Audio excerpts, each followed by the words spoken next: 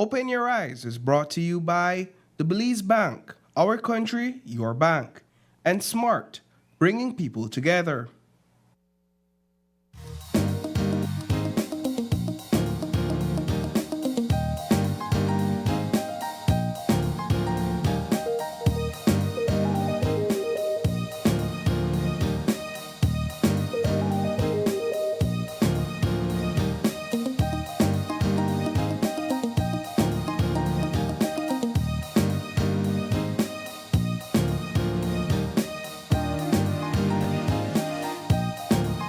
Live from the GBM studios in Belize City, it's Open Your Eyes. Start your morning right with your hosts, April Martinez and Desani Caetano.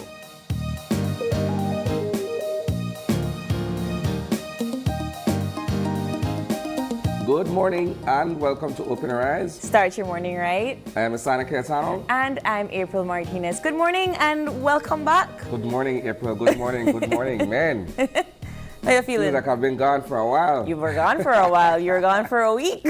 Man, look, if at any point I was talking about not getting ill, I know, that's why I'm trying not to laugh. So I wouldn't really say that I was ill, but you can clearly hear it in my voice, and I'm only just sort of recovering. No, but it's good that you had the break. But watch out, right? I think it was you and I on this couch in November sometime. And I sat here and I took it like a man. I got my flu jab. I think your colleagues would beg to differ. No, I never made a wince up too much, right? I took the injection thinking in my mind that this is it. I'm good for the rest of the season, right? And I should have known better. There's no guarantee that you won't catch the flu, or it won't be as severe, perhaps, as one would think. Yeah. You never know, right? So, last Sunday, I woke up and I couldn't really hear myself talking. Oof. But it didn't mean that I missed work or any of my responsibilities. Because you didn't have the other right? symptoms, right? It was just sore throat. I just couldn't really talk, and you know. And you kind of need to talk for a morning show, so. Yeah, I had to take that break. I started out, but I'm back, and I'm glad to be back. Good morning, how are you? Good morning, good to see you. I'm good, and I'm glad to have you back. I think that, we were kind of saying, man, it's not I don't want to say he never gets sick, and then watch ya. But anywho, I'm sure our viewers are happy to have you back, and we're glad that you're feeling better. Yeah. All right, so let's jump into our show lineup for this morning. Alrighty. Here are our topics of conversation for Monday. First conversation, tackling World Tuberculosis Day with PAHO and the Ministry of Health and Wellness. Second conversation is with our friends from the Belize Tourism Board as they reimagine sustainable tourism in Belize. And then the University of Belize innovates with policy tracking platform. That's with Belpre. Yeah. Last, certainly not least, Smithy's expands with refreshing new treats. So we have four conversations this morning. Before we go any further though, we're going to be joined by some students from SCA this morning, and they will be presenting the weather forecast for us on the heels of a competition that they attended recently. Yes, it was the Met Fair, I believe, and there was a competition. But I mean, maybe they could give us some pointers on how to do the weather. But nevertheless, we have some things that we think you need to know this morning before you leave your homes. One of the first time line of topic, which is not just for today, but for the remainder of the week. Today kicks off the 3 days of budget debate ahead of the new fiscal year. So we're going to get into a little bit about what the Prime Minister presented a couple weeks ago. I know that the Leader of the Opposition, she did an informal response really on her social media and so forth, and she did some interviews with us. Another topic of discussion are the arrests that were made in San Pedro, and this is in line with the triple murder case that we reported on last week. Thirdly, Belize is labeled the 27th happiest country in the world. Do you know who made the first? We are going to talk about that later.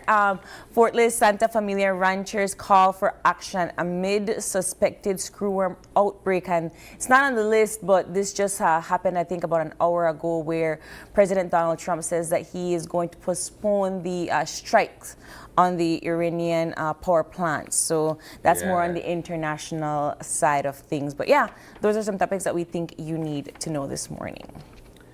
All right, so every year around this time, both sides of the floor in the National Assembly, in the House of Representatives, get a chance to really bite into the budget, right? Yeah. And two things, and I keep saying this, and it's nothing new really. So you have the government of the day that will do a lot of chest beating and talk about accomplishments that they the good things would have had over the past 12 months of the financial calendar. Then you would have the opposition that's playing the role of Chicken Little, right? The sky is falling. And what could be worse than the state of the economy and the Belizean people and so on and so forth. But for those of us who will be following closely, we know that somewhere in the middle lies the actual truth of what's happening because we're affected by it, right? So this morning we're kicking off 3 days of, I would want to think, spirited debates over the fiscal outlay for the next 12 months, beginning April 1st, right? But the budget presentation, the budget debate, and its subsequent implementation comes at a time where globally the economics of it all is topsy-turvy, right? Things about it sweet like how it was sweet last year and so on and so forth. I say that because while the financial plan for the next 12 months has already been laid out, it never factor in the crippling cost of fuel on the world market. Never factor in a lot of things, including the conflict in Iran and how that affects us here in Belize, right? So it would have ideally looked good on paper, right? The man sit down and look upon the 12 months and say, okay, we'll grab money for you, we'll project this in a revenue and so on and so forth. And all is well with the world. What they can't factor in for are certain variables, right? These variables are the unknown, as we would say. Because nowhere in his planning would he have thought or considered the fact that, well, conflict in the Middle East will open everything we had to put on this paper. Right? So here we are. Now here we are. 3 days, and I'm hoping, in all honesty, I'm hoping that those who will be debating for and against stick to the script in a manner of speaking. Don't tell me about the small thing or different constituents and stuff. Respect to that. Take nothing away from it. But at the heart of it is the state of Belize's economic affairs, right? And how this budget stacks up against our reality. I think that, for me, is what I'm anticipating. That's what I'd look for. Well, I don't want to hear nothing else, but nothing trivial to me. Well, we had economist Ramila Rana on the couch last week, and then we also had a conversation with Dr. Philip Castillo. And they both agreed that probably they needed to go back and reformatted the budget prior to this debate amidst all of the global changes and so forth. But in my mind too, Isani, I wonder when we sit and this has always been a question of mine, and I've posed it to many of our leaders in government before. How do you prioritize certain things when you're creating a budget, and how do you not account for certain losses? Because that's the reality of things. For the past decade, we have been in the midst of a global recession, inflation. There have been several outbreaks of war and so forth, not necessarily in Latin America, but in other parts of the world, that has stunted our economy. And so how do you not at least say, all right, in case of this, we're gonna put this aside, or in case of this emergency, when you are budgeting for your life, you always have to factor in some sort of insurance, right? Have contingency plan, right? So how is it that we're not doing that in our national budget? That's my question. Well, that's an excellent question, right? But what if our budget, for starters, is very tight? We can't accommodate, there's no room for anything else. Sometimes, right, and I'll use our home economics, so to speak, right? You make a certain amount of money. You have a certain recurrent expense every month or whatsoever, right? So you can allocate those funds and say, okay, light bill, water bill, internet, rent, or whatever it is, food. So those are the ones that are, those are coming. Those don't go anywhere. Right. but your income is so tight that you're not really flexible enough to say, well, okay, I'll set aside an extra $50 or $100 just in the event that something pops up. It's already tight. Yeah. And I presume that that's where we are. We don't have that fiscal space to say, well, we'll have a rainy day fund, because that's basically what the contingency plan is, right? I don't know that we're there. I don't think we are, and our debt to GDPs are already quite tight. We are several $billion in debt as a nation. But one thing I feel like maybe perhaps we did not, maybe prematurely, right? Because we've been doing really well. You know, we have the national BNTU, we have NHI, we have free education, et cetera, et cetera. So we have been putting our tax dollars to work, and we kind of see it in certain spaces, but maybe certain things like... You sound like a politician. Sorry. No, I have to look at it in a sort of lens of this is the way they have to sort of see it, right? Yes. But as a consumer as well, so I look at things like perhaps like the GST free weekends. Maybe we shouldn't have done those yet.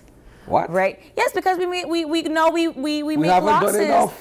Well, how do you mean we haven't done enough? You lose money when you have GST free weekends. The economy loses money. You must say a millionaire. I'm not a millionaire. I'm just saying that. And I could tell you that sitting here, I feel the pinch in terms of the cost of living, right? So any relief is welcomed. And I appreciate the fact that the government has given us 2 GST-free weekends. Respect to that. Yes, but then we incur that cost afterwards, especially when things like this come up. Because now that fuel prices have gone up, we have to incur those taxes. I won't have to incur those. We all do. Okay. But at the same time, like I said, any relief is welcomed. But you can't say relief for today so that we have to pay those at double the next time. April, if me and you and my husband and wife, we may fight all the time. We don't fight now. Finances every month. We may have to quarrel all the time. But the reality is that now we have to now pay prices for a global recession. Right, we have to pay prices for something that unfortunately does affect us. And you know, I already have this conversation. What? Because you'd be the chicken little. I'm not be the chicken little. I'd be realistic. I'd be the person that glass life. it over like, no, but no, the reality is, right? The reality is, look, we're living in difficult times. We're trying to do as best as possible with what we have in terms of our personal income, in terms of our national budget and everything, against the fact that there are certain shocks and exigent circumstances where nobody never planned for, it just happened. Yeah. Right? But it's not all bad, but it's not all good either. No, I look towards our government for their stewardship in terms of being able to guide us in a direction where all of us are comfortable. Rich man, poor man, middle class, everybody is under. That's my position. Yeah. Right, well, we move on. Well, yeah, because we will be here all day. But all right, yes. So on Friday morning, it was a talk of the country, right? There was this gruesome triple murder in San Pedro, where at least one of 3 persons who fell victim to that attack was well known, not only to police, but those on the island of Ambergris Ski, right? And in the wake of that unfortunate incident, you had the senior commander of the police department fly out to the island to try kind of keep a lid on what they believe will be some kind of retaliation following this incident. Yeah. But also, the police were quick enough in terms of being able to seek out and apprehend the suspects they believe carried out this attack, right? And thankfully, and I give the police department its props and its kudos here, they were able to, on their own, call a press conference with the media to address the thing right away. Yeah. And respect to that. That's the initiative I'm looking forward to going forward, right? But all of this apparently stems from drug activity on the island. And this is no secret. San Pedro town, Ambergris Key, is paradise for a lot of people, right? But it's also one of those locations where drugs flow freely. It does, yeah. And when you have drugs on an island or in any municipality, you have people who fight over territory, people who fight over what they find, and so on and so forth. And it's regrettable that we've come to this point, because during the tourist season, that sheds a serious black eye on what the legitimate San Pedranos are trying to accomplish in terms of their livelihoods, right? But like you said, Isani, kudos to the police for, quickly moving into action and, of course, notifying the media and having a press conference. But we are going to continue to look into this story. Yeah. There have been some other, of course, topics of conversation that happened throughout the weekend. But as I said, Belize is labeled the 27th happiest country in the world. Which one do you think was the first? Which one do you think was the first? I don't know who happy. That was so morbid.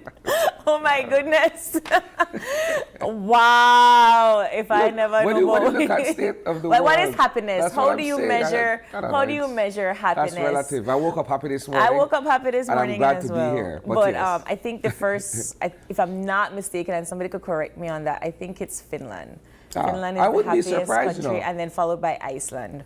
Yeah. Right. So I was both looking of them at are the Nordic meter. Countries, right? They are Nordic countries, but with very stable economies, from what I read. So let us know what you think about these topics.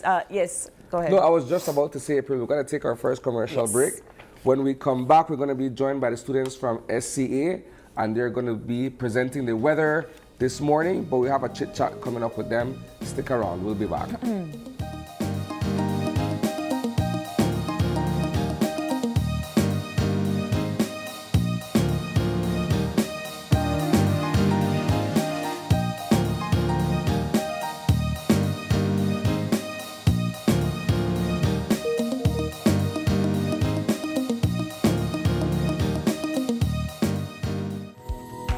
In the heart of the Kayo district, Calico Jacks is proving that sustainability and success can go hand in hand.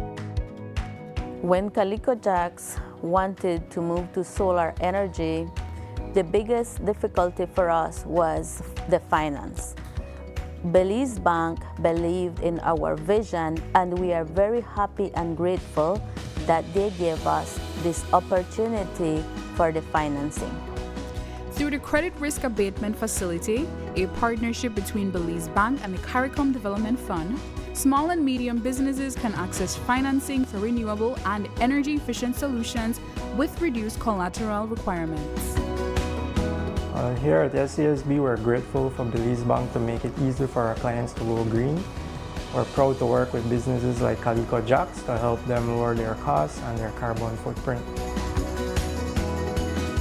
At Belize Bank, we are powering Belize's transition to renewable energy, one business at a time. Together with our partners, we're making sustainable financing accessible for all. Belize Bank, financing a greener, stronger Belize.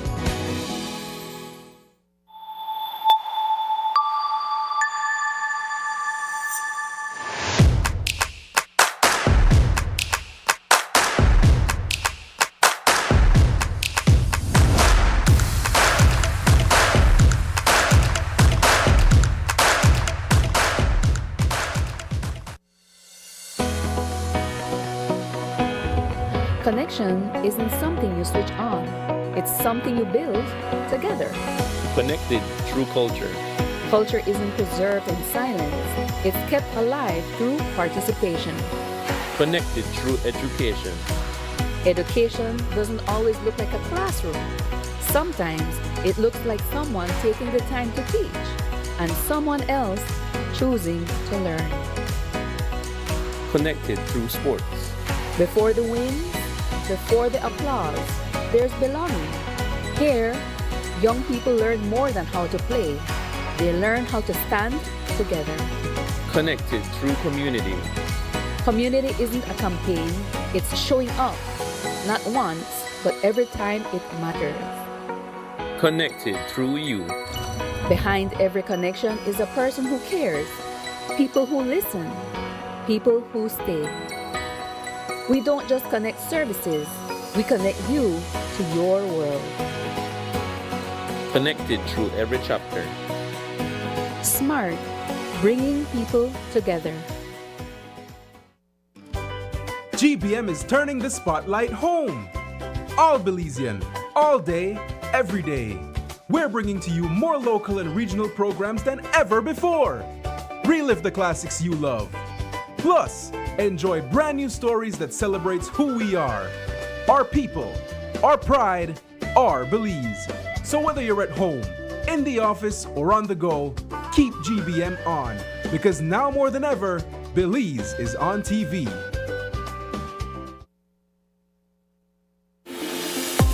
We at Fulltech Systems understand that technology isn't just a tool, it's a game changer. At home, smart devices and AI are revolutionizing daily life. In education, tech is making learning more interactive and accessible for students and educators alike. For businesses and government, it's driving innovation, streamlining operations, and unlocking growth, leveraging tech for better services, infrastructure, and security. At Fulltech Systems, we help you thrive with cutting-edge solutions, partnering with leaders like Dell, HP, Microsoft, APC, Fortinet, Cisco, and Tomy. We deliver the right products for your needs, whether it's boosting efficiency, improving customer engagement, or scaling operations. Connect with us and let's drive innovation together. Fulltech Systems, your technology center, where you come for the price, but stay for the service.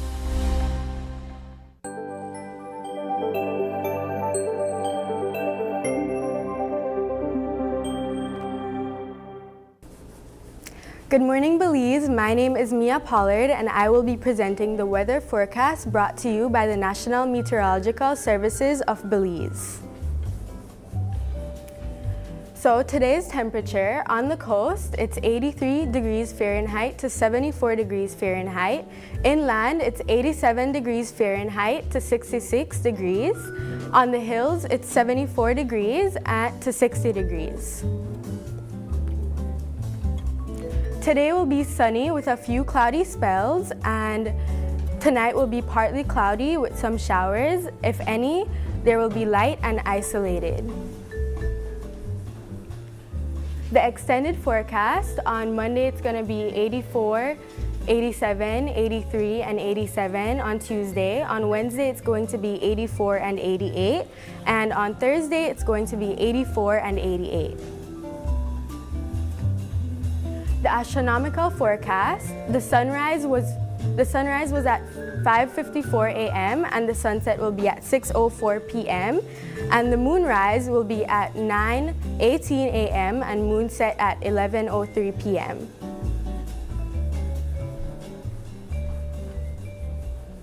Thank you for viewing today's forecast. All right, thank you so much for that, Mia, and welcome to our ladies from St. Catherine's Academy EM. You can come over to hang out with us here, Mia. All right, ladies, thank you so much for joining us, and Mia, thank you so much for that forecast update. Okay, let's introduce your other classmates. Start with you. My name is Lana Klaimenko. My name is Amanda Reyes. Good morning, everyone. My name is Aliana Franklin. All right, and of course, Mia, you participated in the Met Fair competition. Let's talk a little bit about the Met Fair and the competition. Let's start with you.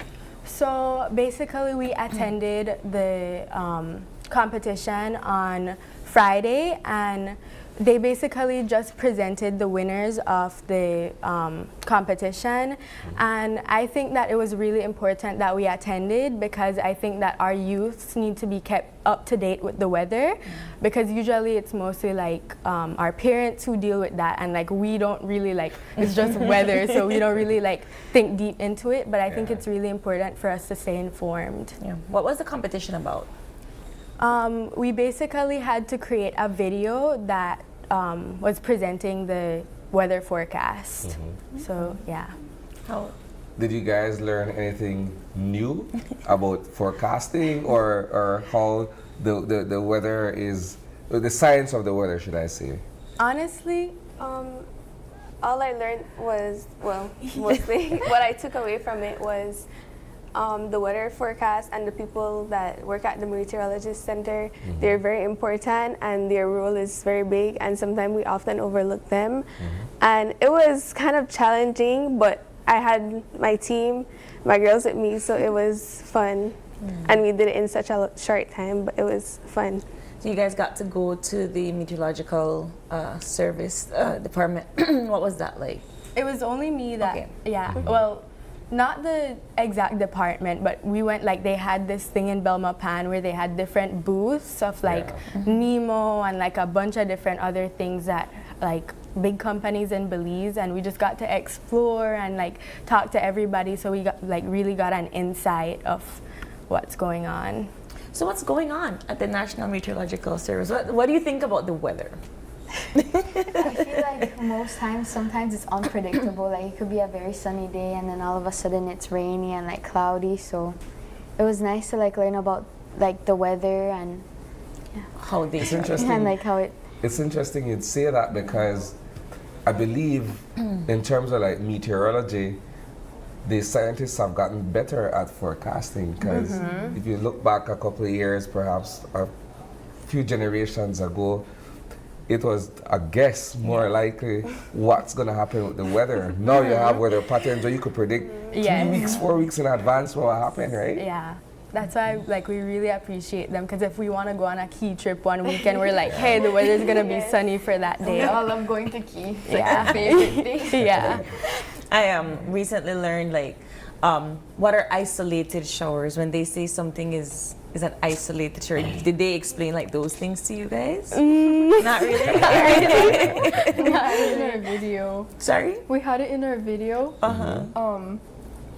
But I'm not too Like sure. with our video, what we did was we went on YouTube and we like watched examples of weather forecasts so that we could like know how to present that. Okay, so it was all about presenting the weather and understanding like Yeah. these are your temperatures and highs and lows and forecasts. We also tried to like intertwine a little bit of entertainment to it. So we had a little like dancing scene and we tried to make it like interactive. Yeah, they tell us to do that all the time. I mean, we just like we need to just read the weather. But I would imagine that was definitely part of like the criteria for the competition, right? To be a little bit more interactive. Takeaways. I know you guys said you appreciate more the weather, but what about what they do at the Meteorological Service? Like, how do you see their work be useful and impactful to us? You want to go ahead? I'd say I admire them a lot for their work because I was observing them. I had a short like clip in the video, but I was observing them when they were like telling the weather and like filming it, and I think it took a lot of I saw them put on like a kind of voice, like their kind of voice when they're presenting, and also you read off a script, but also you still have to make sure that you're pointing like where you're telling the weather, and just I admire them a lot for the way they like express themselves on TV and how they like keep it together. So that's something that they learn how to do. Another reason I think they're really important is because I know that in Belize we have a lot of tourism, and our tour guides and them need to stay updated to know like what the weather is gonna be, or those people who go fishing early in the morning, if it's rainy then they can't. So it really helps people like determine what they're gonna do for their day. I know you have a giveaway this morning. Yes, Mia. I do, Tell featuring us. Kaj Expressions. Okay, of course, because she's not a business girl at heart, right? Yeah, so tell us a little bit about the giveaway. Basically, she started doing a new thing, which is printed T-shirts. So Okay. she was like, "Hey, you could give those away on TV today." So what do you want to? How do you want to do this giveaway? I don't know. Maybe we could ask them some questions. I'm not too sure. Ask them questions about the weather. We'll keep it to the theme of the weather. Yeah, let's keep it to the theme of the weather. Okay. So any one of you ladies could come up with a question and you put it to the viewers so that they could answer, and then they win the T-shirts, right? Yeah. Let's see. So we have this one here that says, "Just keep going."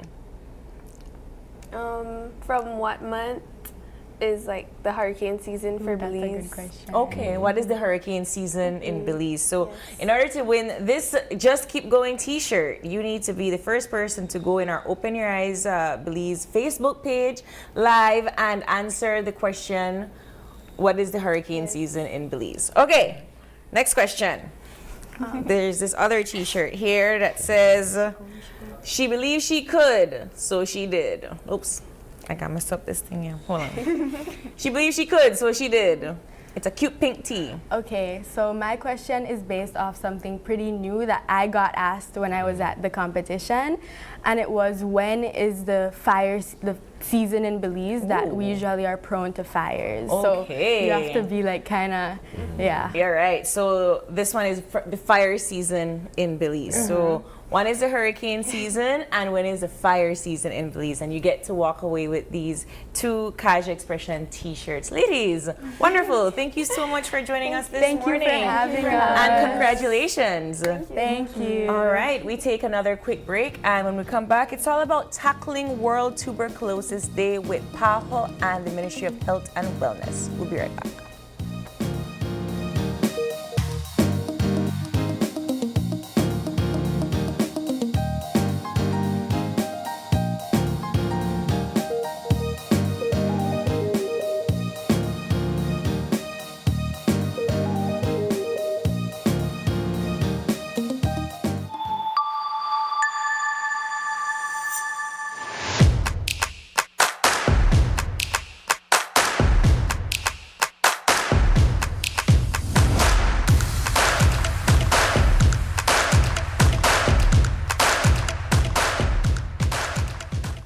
Hi, I'm Ava. And I'm Aiden. We're your AI guides to all things NHI. In this video, we will guide you on how to become an NHI member. You, and if you have a child, must have a Social Security card. To get an SSB card is easy. Visit socialsecurity.org.bz/card-replacement to view the required documents that are needed. There is a fee of only $5 Belize dollars for a first-time issue and $26 Belize dollars for a replacement card. Newborns can use their mother's SSB card for up to 2 months. With your SSB card, you and all family members can register at any NHI contracted clinic of your choice. You and members of your family can now access health care when needed. Please note that once you are registered with a clinic, you must go to that same clinic when you need medical care. Look out for more NHI guides like this.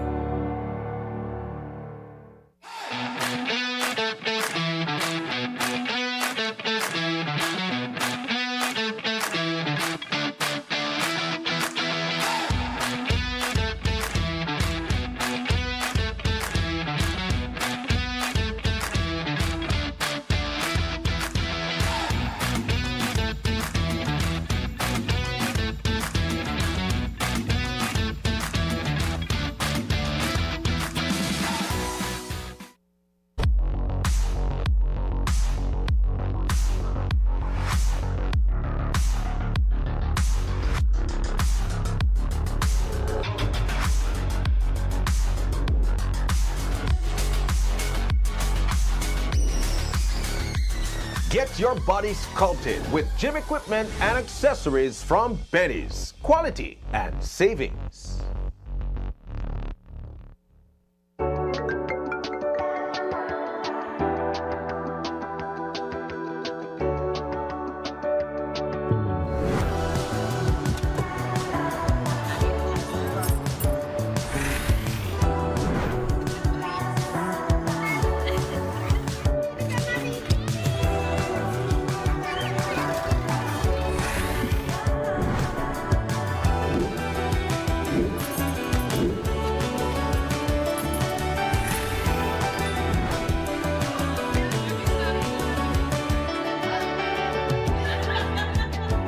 The future is calling.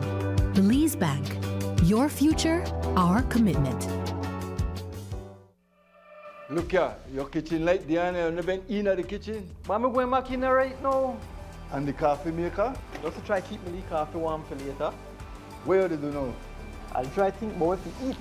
You know the more you open or close the fridge, it takes longer for the food cool. Uh-huh. For a hot day like today, it burns more energy. You charge your phone right now? No. Plug it out then. You really only wash 2 Lee socks and 1 Lee shirt? You don't know what small load burn the same amount of electricity as large loads? But this is my favorite shirt. You have to be more energy efficient. Use large loads. This AC they blow hard. You know, if you keep the temperature at 25 degrees Celsius or higher, you burn less energy and you also keep the place cool. And for a nice day like today, turn off the AC, open up the house and make some fresh breeze come in. You know what? I think I get it now. As consumers, we need to be more energy efficient and practice energy conservation.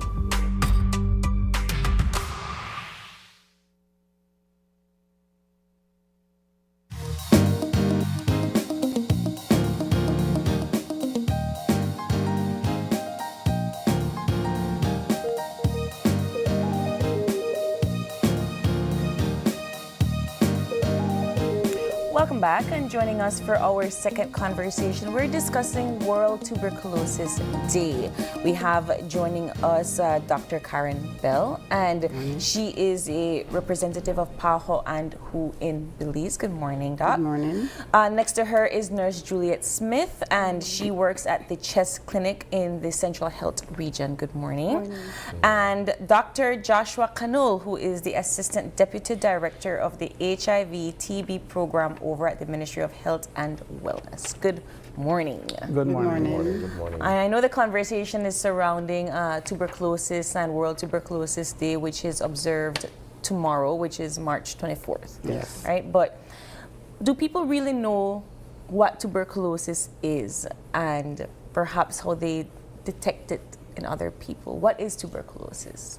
Start with you, Doc. Well, tuberculosis is a bacterial infection that primarily affects regions in the body that has a lot of oxygen levels, and that's why we have primarily people developing pulmonary tuberculosis. But it can also affect other organs in the body like the kidneys, the stomach, the intestines.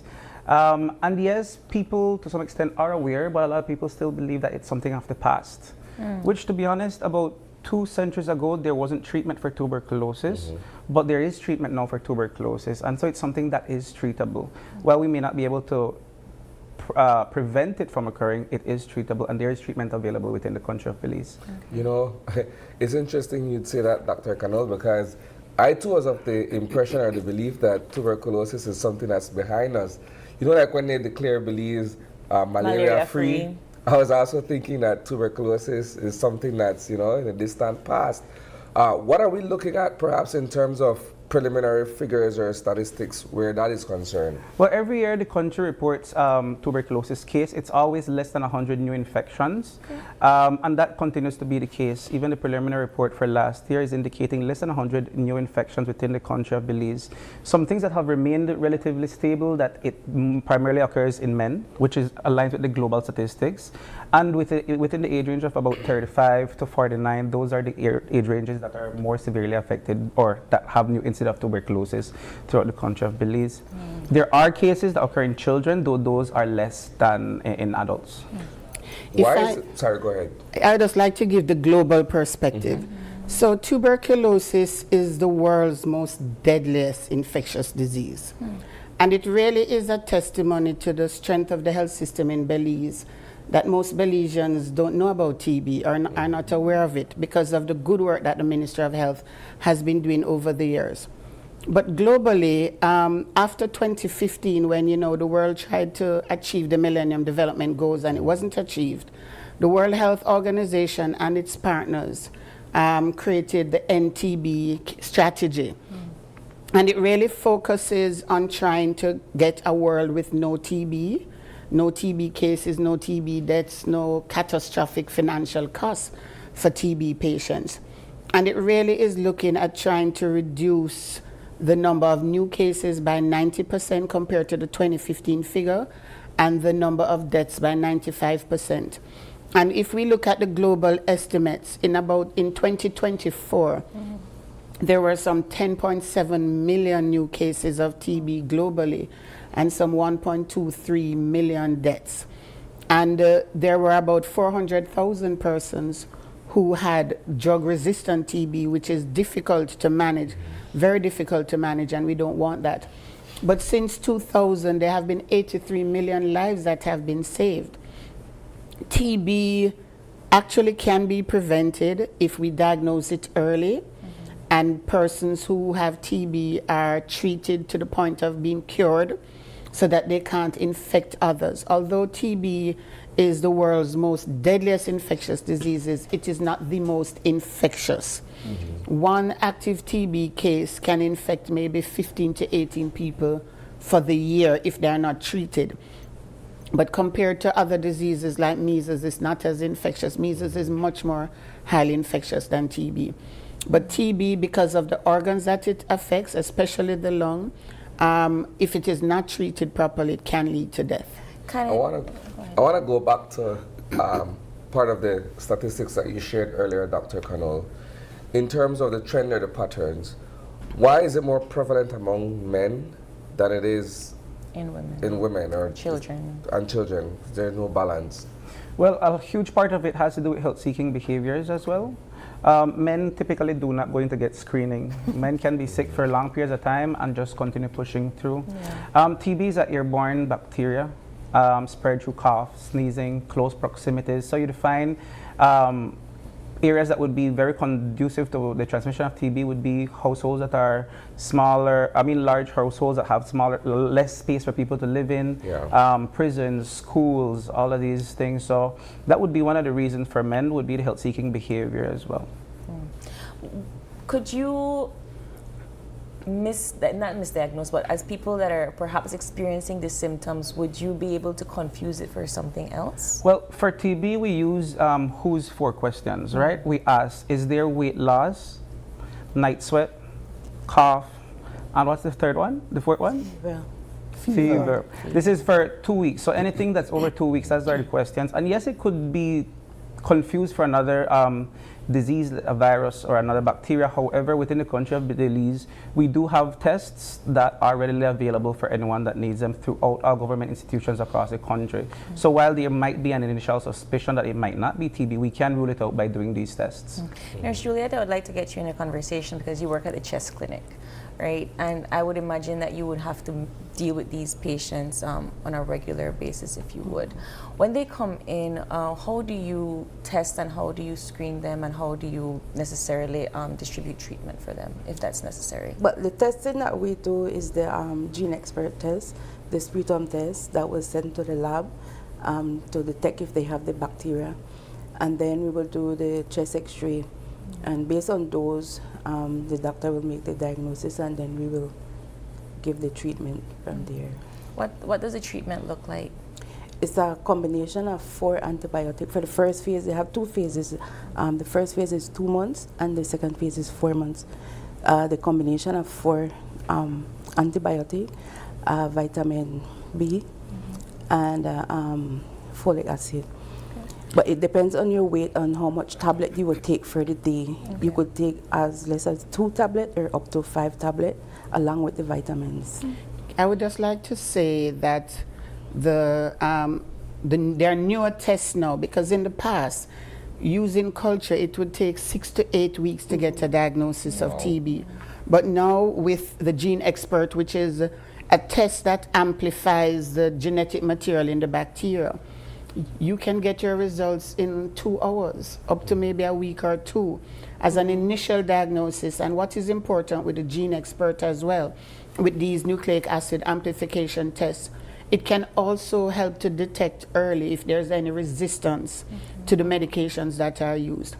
And so, as technology advances, it helps with earlier detection of tuberculosis so that treatment can be initiated early. And what is also important about the treatment, nurse spoke about 2 phases. And the first 2 months are critical to ensure that there is compliance with medication, that nutrition is also addressed, but more importantly, the compliance with medication to get those bacteria killed. and so that the person is no longer infectious. Many countries typically have those first 2 months of care and management in a hospital setting. But if it's not in a hospital setting, it's under very, very close supervision of a healthcare worker. I think also it's important to note that throughout the country, I believe we do have these tests. So these tests are not centralized. There are machines that run this in all the different health regions within Belize, from northern health region to southern, western, central. These machines are available so people can go in and get their results as soon as possible. I think that we also should not, there's a lot of stigma around it. Yeah. I don't know if you remember a couple of weeks ago when there was an entire we're doing case finding for a patient, minors. And we have to understand we cannot blame people for being infected with tuberculosis, but we can do our part and try to seek care if we are diagnosed with tuberculosis and continue the treatment, because like Nurse rightly said, the treatment duration is about 6 months, which means you need to take your medication every day for 6 months to be cured. And if you're not cured, then the treatment can extend. Why is, I'm glad you went in that direction, because my question is, why is tuberculosis coupled with HIV in terms of the response from the ministry? Well, that's an important, interesting question. If you understand how tuberculosis works, that's one of those, so you can get tuberculosis, a bacteria that can cause an initial infection. But because your immune system typically is strong, it wards off and it encapsulates and closes off that bacteria. When your immune system becomes weak, it causes the active disease.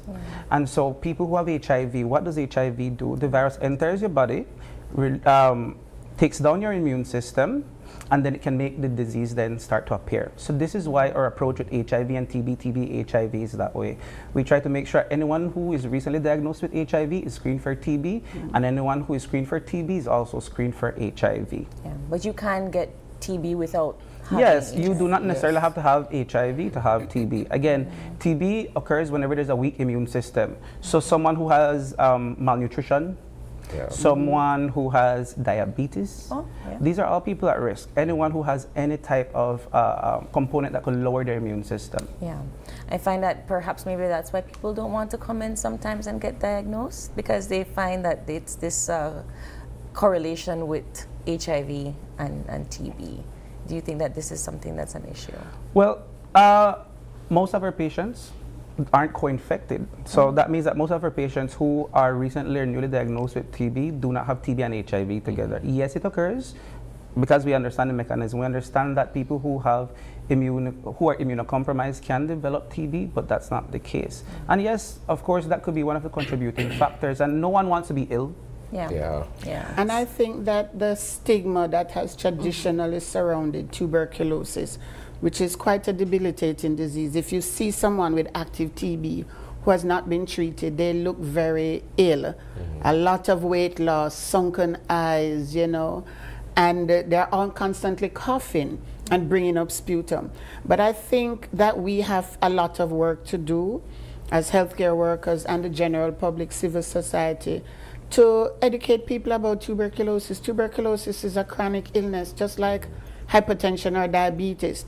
And we have to ensure that we reduce the stigma, because if the stigma persists, then people will refrain from coming to the health facilities and getting the treatment.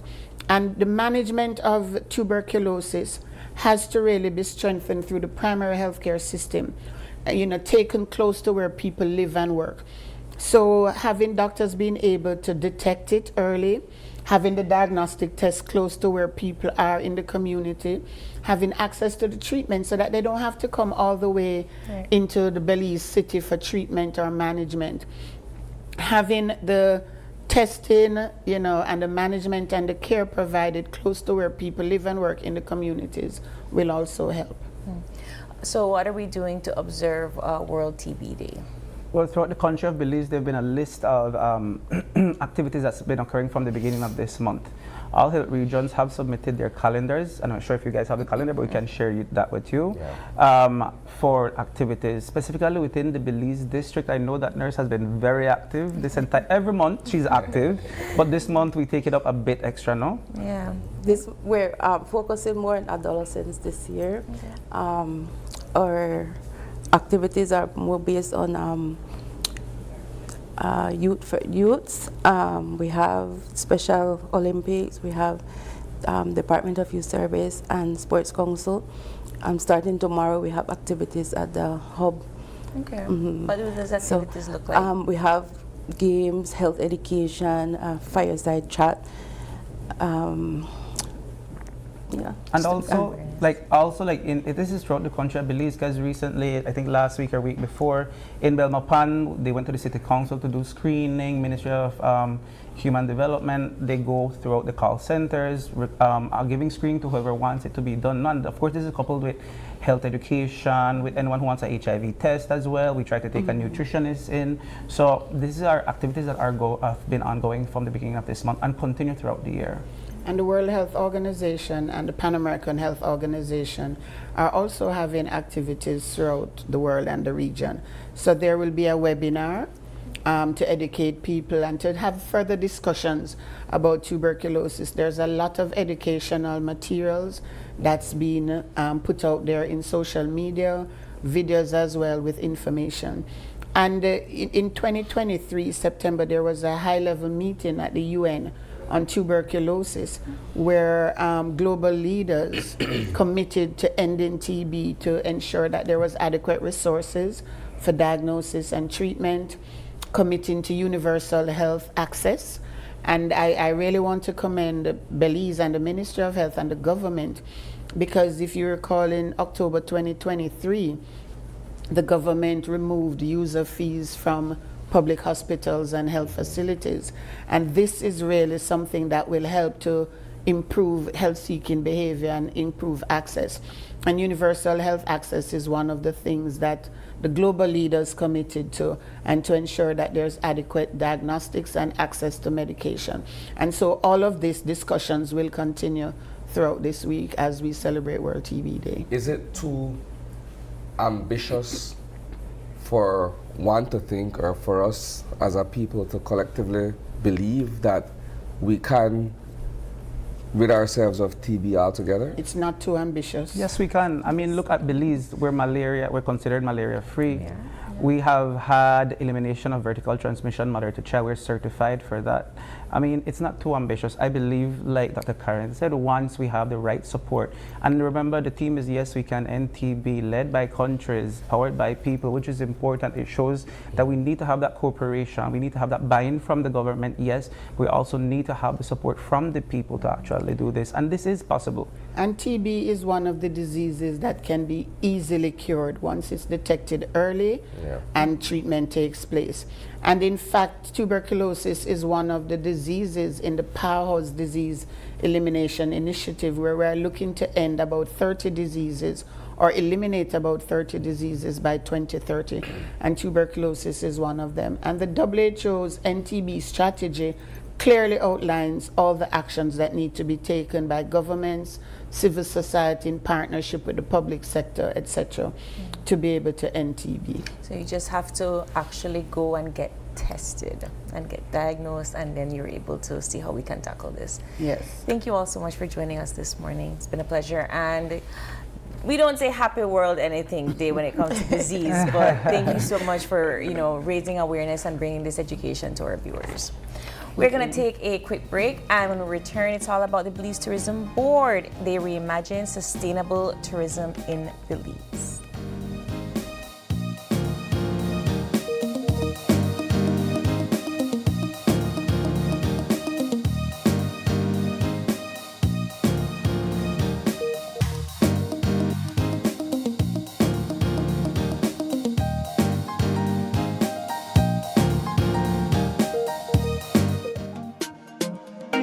Smart for everybody. Smart leading everything. Smart give you everything. Smart offer everything. Smart give you everything. North to the east and the south and the west. Smart are the best. Darling, double up my data and give me all the text. In fact, give me a plan for my family. Unlimited calls, so me like it. And Smart make everybody feel happy. Bringing people together, me want it now. Smart got love for everybody. Me want my Smart plan. Want it right now. Me want my Smart plan. Want it right now. More bundles, data start a plan. Me want my smartphone, internet in my hand. Cause me want my smart plan. Want it right now.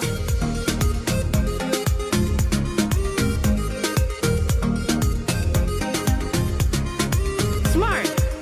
Stay connected. Stay happy.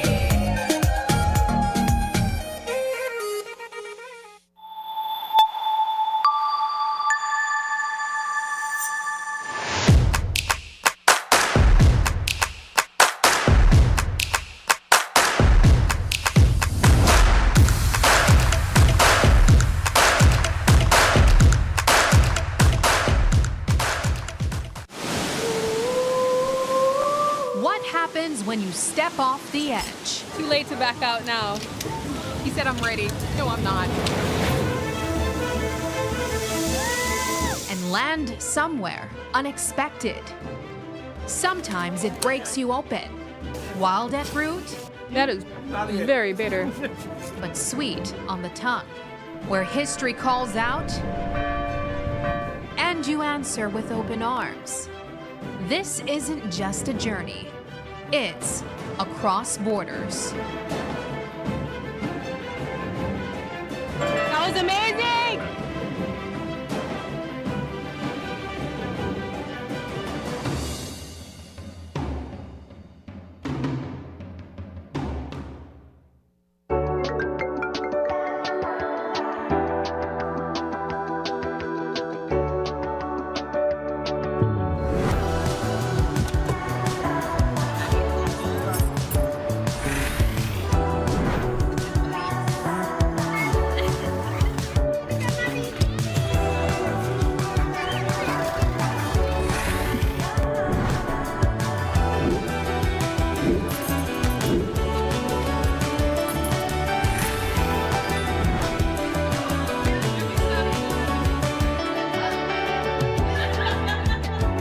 The future is calling. Belize Bank. Your future, our commitment. Haven't updated your information recently? Well, kick off the new year as a winner. RF&G Insurance is giving you a free chance to win every month. Entering is easy. Just chat with us on WhatsApp and update your information. That's it. You'll be automatically entered into our monthly raffle for a chance to win awesome prizes. Don't wait. Message us on WhatsApp and update your info today. RF&G Insurance. It pays to get it right.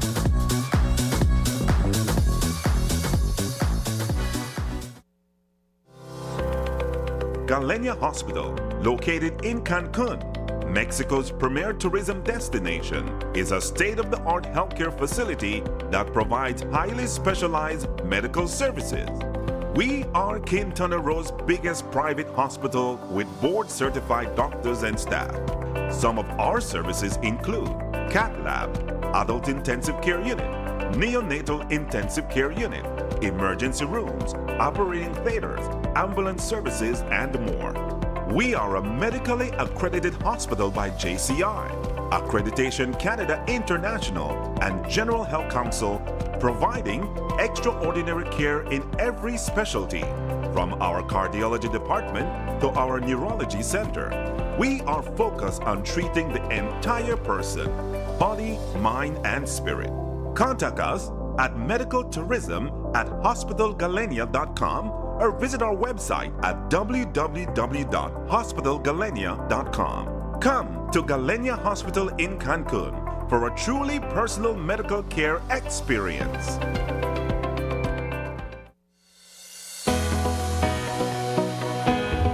Connection isn't something you switch on. It's something you build together. Connected through culture. Culture isn't preserved in silence. It's kept alive through participation. Connected through education. Education doesn't always look like a classroom. Sometimes it looks like someone taking the time to teach and someone else choosing to learn. Connected through sports. Before the wins, before the applause, there's belonging. Here, young people learn more than how to play. They learn how to stand together. Connected through community. Community isn't a campaign, It's showing up, not once, but every time it matters. Connected through you. Behind every connection is a person who cares, people who listen, people who stay. We don't just connect services, we connect you to your world. Connected through every chapter. Smart, bringing people together. In the heart of the Kayo district, Calico Jacks is proving that sustainability and success can go hand in hand. When Calico Jacks wanted to move to solar energy, the biggest difficulty for us was the finance. Belize Bank believed in our vision, and we are very happy and grateful that they gave us this opportunity for the financing.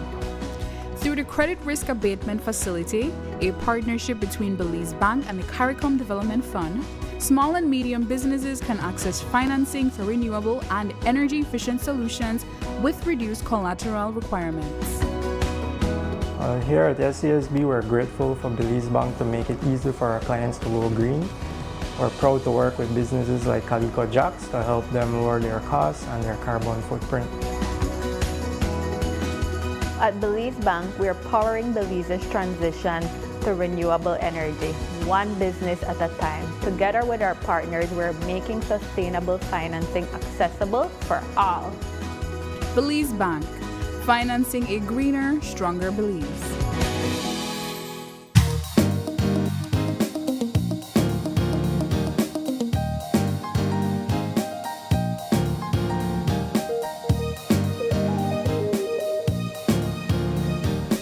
And welcome back. Joining us for our next conversation are representatives from the Ministry of Tourism.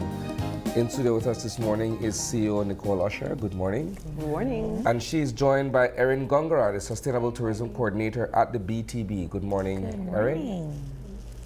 Joining us online this morning is Narendra Ramgulam.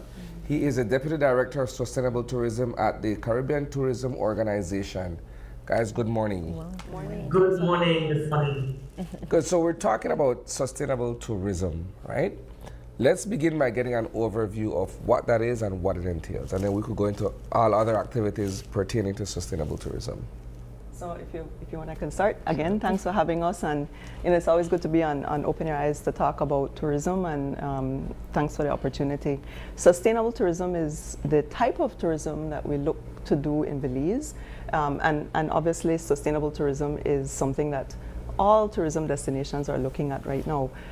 Sustainable tourism talks about the focus on communities and the long-term benefits that tourism brings to our communities. So you're talking about economics, you're talking about the conservation and preservation of our natural and cultural assets, right? So it's a type of planning and development and investments that we make that focus on long-term.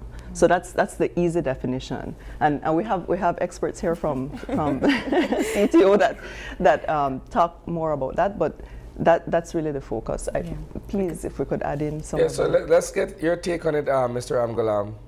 Yeah, well, with sustainable tourism, you have over 371 definitions of sustainability. It first emerged in the Brundtland Report in 1987, and since 1987 to 1997, you had about 200 definitions of sustainability. Now, where we stand out with regards to sustainability and so on in the region is we have also embedded within our definition, not just balancing your economic, your socio-cultural, your environmental pillars and holding it constant, because it speaks of holding your resource base constant and not allowing it to degrade and decay and so on, and ensuring that there's some continuity for future generations. Now, in terms of the Caribbean and Belize in particular, what we have been doing is ensuring that there's a level as well of resilience built into that definition. So if you look at the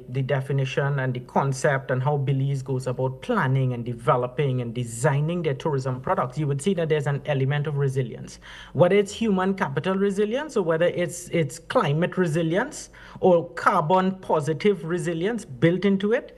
Belize has been, one of those flagship destinations in the region that has been doing that. And in fact, at the CTO, we have been proud, and we are very proud to partner with the BTB for hosting a conference and an event such as this. Because what it does is it not just speaks to sustainability, but it elevates that discussion and it takes it one notch up, where we're not just talking about conserving resource base, but we're talking also about regenerative activities. And that is something I want to put in there as well. Based on your definitions of sustainability, how do you then approach a community that might have a product but not necessarily know how to develop it sustainably into something that can be a tourist destination or something that can bring forth economic development? Well, within the notion of sustainability, you have to dissect sustainability into different attributes, right? So you mentioned community. Now, community falls under one of those colors called the orange economy, right? And within the orange economy and the orange space, there are best practices and there are ways of doing things and there are ways of integrating the community, because once the community has a voice and they are part and parcel of it, there will also be continuity with regards to it as well. We have a compendium of best practices and so on that exists within the region. In fact, this conference as well will produce, not just local speakers and so on, because we do have the BTB and in fact, Belize, they are actually going to be presenting some best practices out of Belize on day one. It's actually, we have a panel on the orange economy, and they're going to be, addressing that and dealing with that and speaking to some of those things that are working really well in that community space. And then, of course, how do we then take that best practice model and now apply it to other destinations so that other destinations and other entities and so on can follow these best practices. So of course it has to be shared, it has to be discussed, it has to be critiqued, and then of course it has to be transferable to a number of other destinations and so on, and those people looking on. But of course, once you get persons and people involved, they are the fabric of development. And of course, that's an easy sell, acknowledging them, providing the right framework for them, and supporting them. All right, so you're hearing a lot of words over and over. People. Yeah. So it's about communities. It's about how this is going to impact our people first and foremost. We're hearing the words economics. So how do we have long-term sustainable results? So planning, development, investments, right? So I just wanted to highlight that because the definition can be. Like we just heard, there's so many different definitions, but in order to simplify it so that we all understand it within the tourism industry and we're utilizing, I love the word resilience, we've been hearing that over and over. How do we remain resilient, especially right now with all that's happening in our world and the geopolitical issues? There's so many factors that impact tourism, so resilience becomes very important. And when we have a good sustainable tourism model, we're better able to handle these challenges. all of this is a build up towards a conference that's coming up towards the end of April, is it? Yes. Let's talk about that, Erin. Yes, so the conference is happening from April 27th to the 30th at Caribville in Ambergris-Key. So, you know, this is an invite to the different tourism stakeholders, and what CEO mentioned, not only, you know, the tourism stakeholders, but we want to extend the invite to different, you know, sectors. And also the theme for this year is tourism in full color, integrating blue, green, orange, and beyond economies into sustainable planning and development. So it's basically just looking at focusing and aligning all these different sectors, you know, into a coordinated and sustainable response to tourism. Yeah. How do we put teeth and action into these plans? Because a lot of times we hear about these lofty ideas of making things sustainable and seemingly practical, but then you come up with a document or a strategy and it just sits somewhere and there's little to no implementation. Yeah. Well, if I could just mention for Belize, we have developed, I think, organically in a sustainable way. So you look at a lot of the developments that happen in Belize over all of these years, they are in line and aligned with what we are describing today as sustainable tourism. So we've been doing that even before it was termed sustainable tourism. And I think that is one of the things that we can say makes us a leader. Now, it doesn't mean that we can't have balance, because you have to have, in development, you have to look at the benefits and what's required across the spectrum and find a middle ground in order to meet the growing demands of the nation. So I think now's a good time to segue into the Caribbean perspective of that, because we noticed that a lot of the members of the Caribbean Tourism Organization and the Caribbean islands have similar challenges that we have, and how do we work together? And this conference is what is going to create the space for that discussion, right? But how do we actually do exactly what you're mentioning? How do we put those best practices in place? How do we look at what these countries are doing and these islands are doing, and Belize as well as Central America, because obviously we have the link with Central America as well, bringing all of these conversations forward to share and to discuss the best way to move forward. Okay. Let's get Mr. Ramgulam back in the conversation here.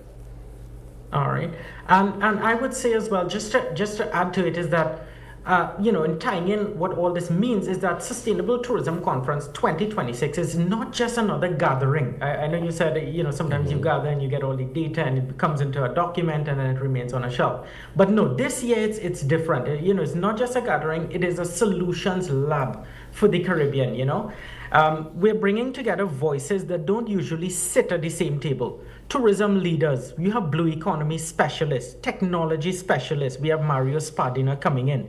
We have Paloma Zapata. We have orange economy specialists. We even have persons coming in to speak on the unregulated sectors of tourism. That's the black economy. And how do we treat with that, We also have decarbonization specialists and so on, investors from IDB, the Inter-American Development Bank, and of course, community-based, individuals, all coming together at this conference. So it creates that right, melting pot for not just discussion, but of course, we're telling people, hey, you know what?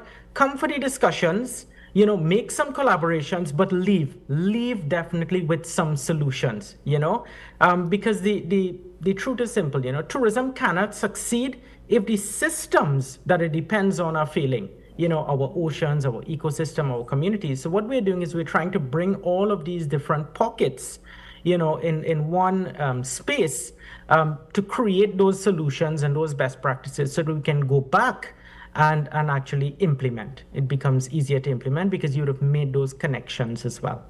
Is there a framework that we're trying to develop or something that we've already modeled that we're trying to bring into Belize? Well, we do have the National Sustainable Tourism Master Plan. So from a planning perspective, we've already taken sustainable tourism into consideration. And that is across the board for our investments and our planning purposes, right? But every day, there's something new to learn. Things are changing. We don't have all the answers. Sargassum is a good example, right? Across the Caribbean, we don't have the answers. We're still in a trial and error, trying to see what works, what doesn't. There are topics that will continue to evolve, and the solutions will continue to present themselves. So we can't ever say we have the answers, right? And that's where, for me, this conference is key. I feel proud and happy that Belize has the opportunity to host, because we will actually be bringing all of these experts to Belize. Many times we go out there and we talk about the work that Belize is doing, but this will give us the opportunity to bring everybody into our country and to be able to showcase hands-on what it is that we're doing. There's an entire day, and Erin could talk more about it, an entire day related to tours, so there are pre-tours and post-tours, but there's an entire day dedicated to experiences, so people can actually go out and have that hands-on look and feel of what Belize is actually doing. Yeah, and just to add to what CEO has mentioned, we will be having a day full of site tours, which you will be able to go out and see sustainability in action. So it's looking at 4 different tours. So we have Hull Chan, Lamanai, we have the Chaw Creek experience, and also the Hopkins experience. So you said it's a 3-day conference. Can we do a breakdown of the different thematics? I know there was a little bit of a sporadic discussion, but for our viewers, what can they look forward to for the 3 days? Well, Narendra can add to that because he is the mastermind behind curating the program for the conference. Yeah. Okay. Yeah, so I can just talk you through it. So the conference runs, as we said, from the 27th of April until the 30th of April. Now, day one, which is Monday, what we have is we have our keynote, and our keynote it's called Tourism in Full Color, a New Development Paradigm. And our keynote is actually coming from New Zealand, Maui Tourism, and that's Dame Panyan Tyson Nathan. So she's coming all the way from the other part of the world to give this keynote. And then, of course, on day one, we also have a session, a general session that deals with the blue economy. And I always say, most times, people tend to use blue economy in a lot of conversations and so on. But if we truly understand what blue economy means, we will stop referring to ourselves as small island developing states, but rather large ocean states, because the ocean makes up 3 times our size. And of course, it is a tremendous source of value for sustainable tourism, and of course tourism in itself. Now, so we have a session that deals with the blue economy, right? And and that session is called Tourism in Blue: Planning Tools to Balance Growth, Protection, and Risk. And of course, we have technical officers and so on, specialists from Canary. We have innovation lab specialists. We have persons from ICF and so on, foreign, a lot of global experts are coming in to speak. So we have a blue panel. We also have as well another panel called the green panel. And of course, on that green panel, it's called Green Tourism Pathways from Policy Commitments to On-the-Ground Action, right? Following that, we will have after blue-green, we will have an orange economy session, and that will be curated by the BTB, right? And they will speak to, in that orange economy, how Belize is using culture and creativity to shape its tourism brand. And then and then on day one, we have as well a purple economy panel, which speaks to tools for inclusive and values-based development.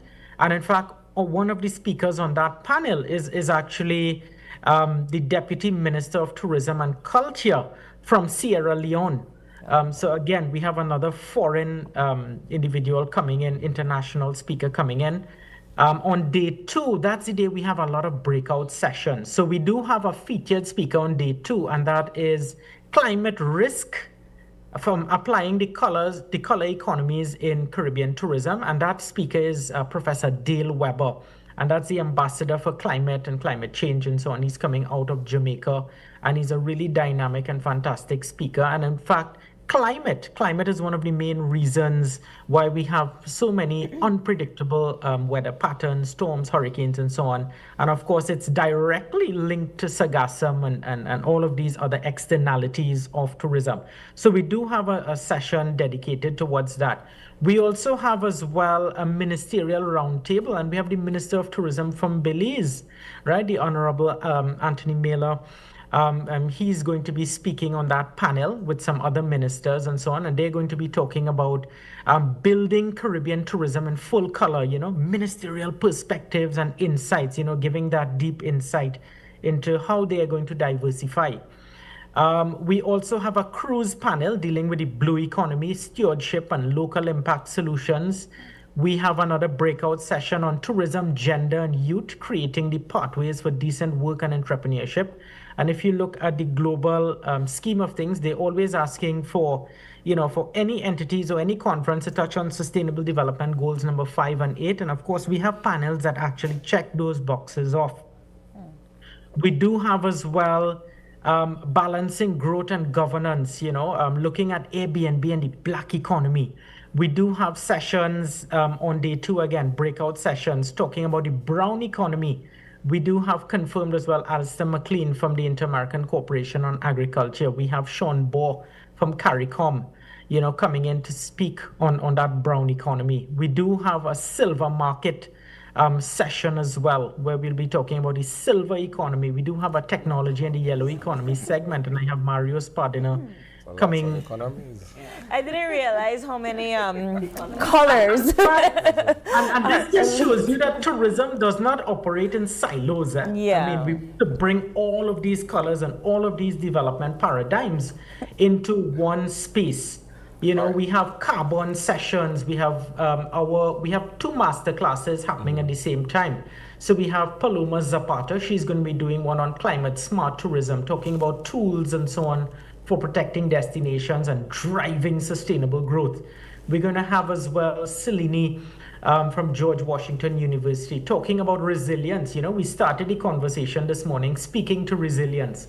So she's going to be talking about some tools and strategies that persons can actually take away. So a lot of these sessions is not just information sessions, but it's actually geared towards giving that person, the audience, who's in the audience, a takeaway tool that they can actually take away and go back and implement. So it's really practical and very practical oriented. Yeah. We do have a red alert and a climate panel again. We do have sessions on regenerative tourism, because we can't speak to sustainability without mentioning regenerative tourism.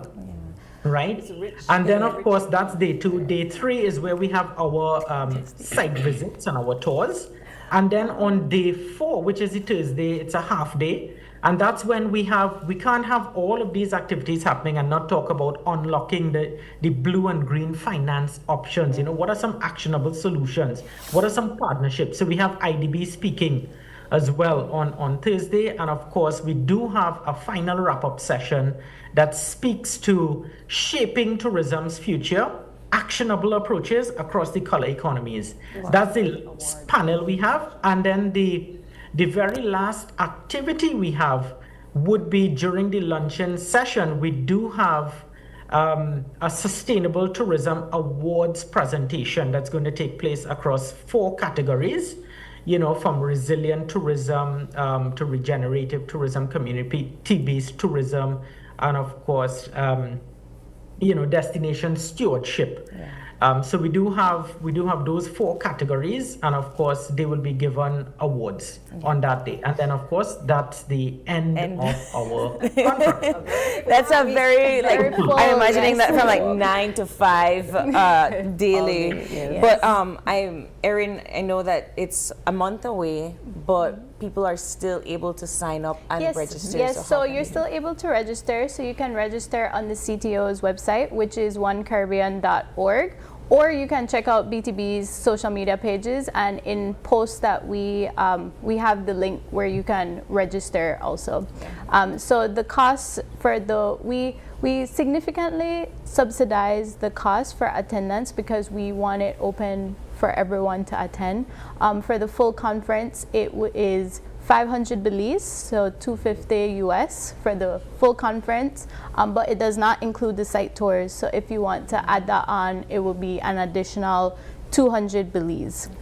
And we also have day passes. So, if you see one specific day that you would like to attend, you don't have to attend for the full conference. You have day passes. So for the day pass, it's 200 Belize, and you can also add on a site tour. And we also have special rates for students. We want to encourage them to come out. They are the future of tourism. And we have, for the full conference, it's 200 Belize. Okay, wow. And that is the 27th to the 30th of April. And of course the media, because we want to make sure, so it's going to be academia, it's going to be obviously all of our international participants, but for Belize, we have invited all of our sister agencies or the other ministries. Our minister has invited his colleagues, the other ministers. So we do expect to have very good participation locally, including the media, so that we can have some good coverage on all of these wonderful topics. All right. Well, ladies and gentlemen, thank you so much for joining us this morning. And I know that you're probably going to come back and remind us before April 27th. But best of luck, and thank you guys so much. Thank you too. Thank you. Thank you. All right. We are going to take another quick break. And in return, UB Innovates with policy tracking platform through Belpre. We'll be right back.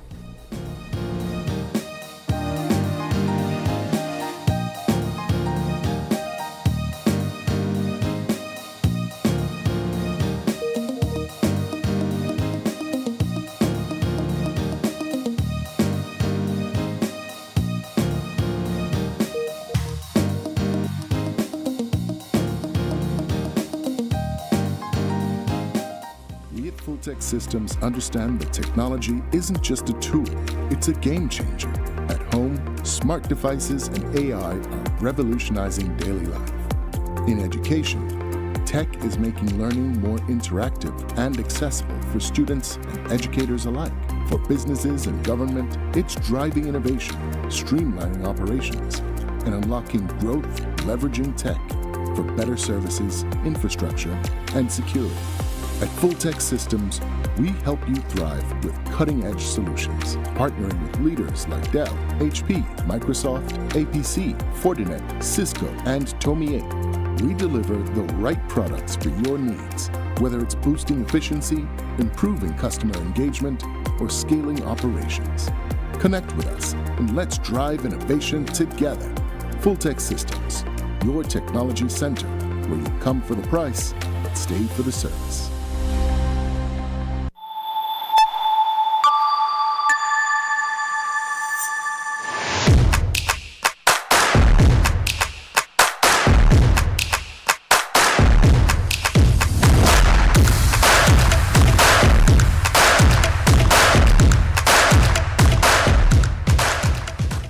Hi, I'm Ava.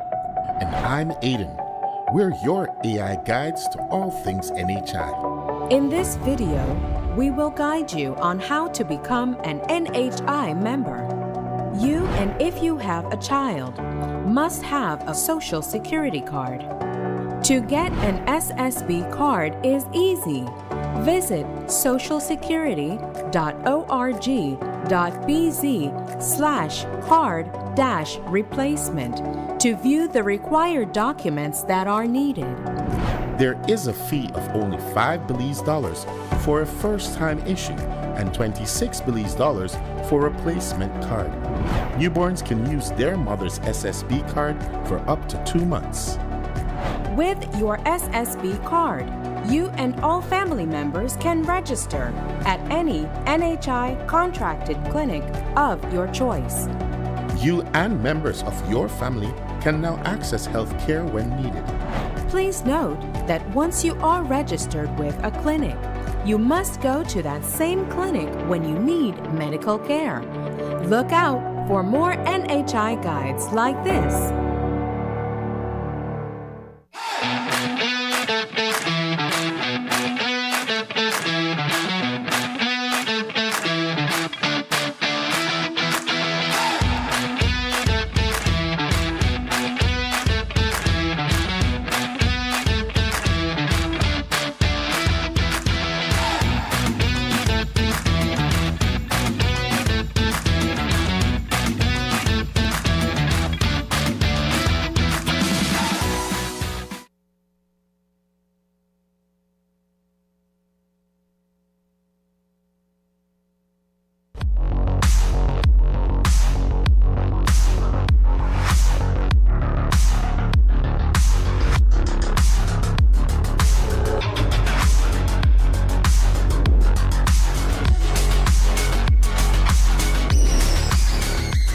Get your body sculpted with gym equipment and accessories from Benny's. Quality and savings.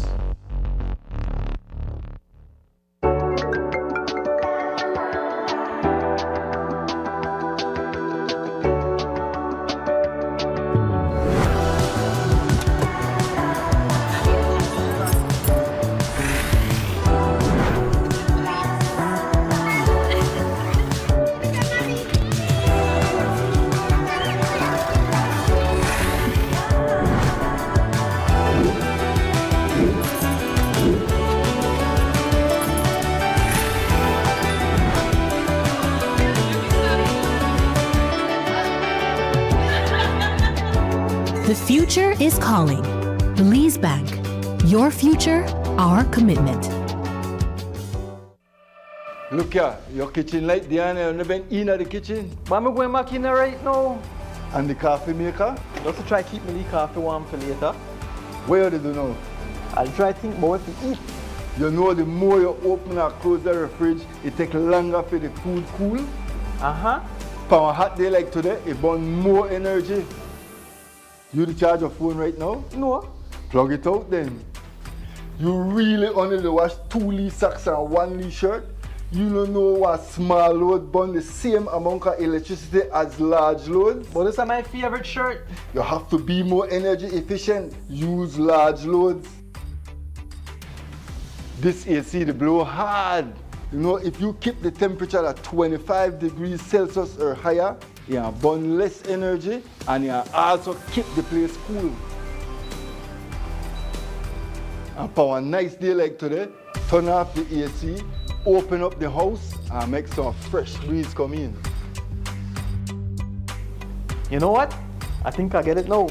As consumers, we need to be more energy efficient and practice energy conservation.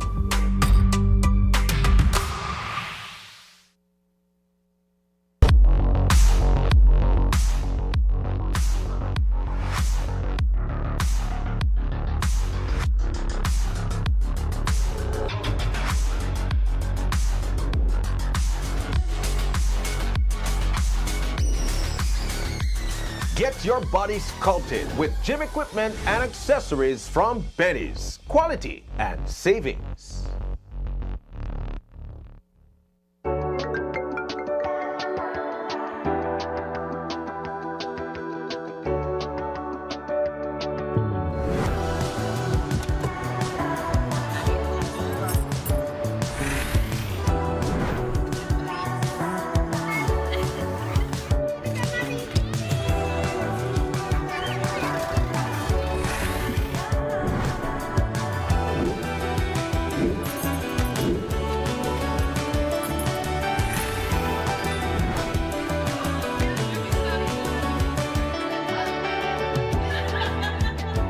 The future is calling. Belize Bank. Your future, our commitment. Look here, your kitchen light there and you've never been in the kitchen. But I'm going back in there right now. And the coffee maker? Just to try to keep my coffee warm for later. What do you do now? I'll try to think about what to eat. You know, the more you open and close the fridge, it takes longer for the food cool. Uh-huh. For a hot day like today, it burns more energy. You charge your phone right now? No. Plug it out then. You really only wash 2 Lee socks and 1 Lee shirt? You don't know what small load burn the same amount of electricity as large loads? But this is my favorite shirt. You have to be more energy efficient. Use large loads. This AC, they blow hard. You know, if you keep the temperature at 25 degrees Celsius or higher, you burn less energy and you also keep the place cool. And for a nice day like today, turn off the AC, open up the house and make some fresh breeze come in. You know what? I think I get it now. As consumers, we need to be more energy efficient and practice energy conservation.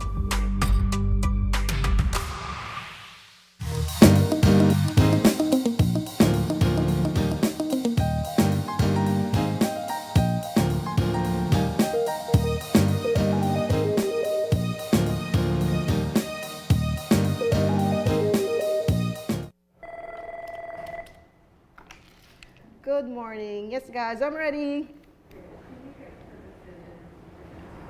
Okay, so we'll be seeing fair and mostly dry conditions today, and we'll be seeing that for another 24 to 48 hours. Temperatures, yes, for today along the coast, we'll be seeing 87 Fahrenheit, in the 94, and the Maya Mountains, 80. So we get our weather from you on a daily basis, every morning at 6:30, Ms. Wellington, and we always look forward to your lively voice to help us wake up in the morning, but you're definitely up much earlier, ensuring that we have a weather update. Well, of course, I'm here since 9 o'clock the night before. Wow. And I work right through until 8 the following morning. But I begin to prepare my stuff from the night before, okay, because we have updates every 6 hours. And so at 5:30, I go and double check the new update to see if anything has changed. And then I prepare all the forecasts. And that includes the general forecast, the 4 days forecast, as we see here. Right. The marine forecast. Right. Currently, we are in the dry season, so I have a fire forecast. And then we have the municipality forecast. And we have a discussion that we do. Okay, all that I have to prepare and publish on the website. But I forgot about the aviation forecast. That Yes. is very important for the airport. We have to have that prepared by 5:30 because the airport opens at 6.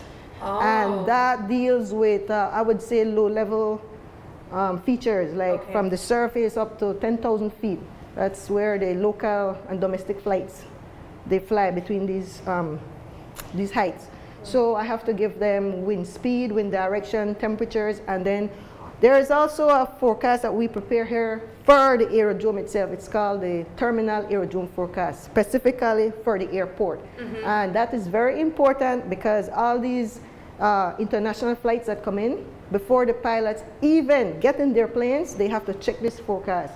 And they have to check to see what the weather will be like at the airport. Because based on that, they make important decisions. Yeah. Like, for example, during the rainy season when we are getting these thunderstorms, if we have thunderstorms forecast for the airport, they have to have options where they can land. For example, if they reach here and there's thunderstorms over the airport, we have different what we call alerts, okay? And if we have alert 1, they cannot land. So they have to find options, probably Honduras or Cancun, and wait out until these storms move out of the way. So all of that is included in the aviation forecast. What is one key information that you would want our viewers to know that they rely on you guys to provide to us? Okay, without being conscious, they're always thinking about the weather.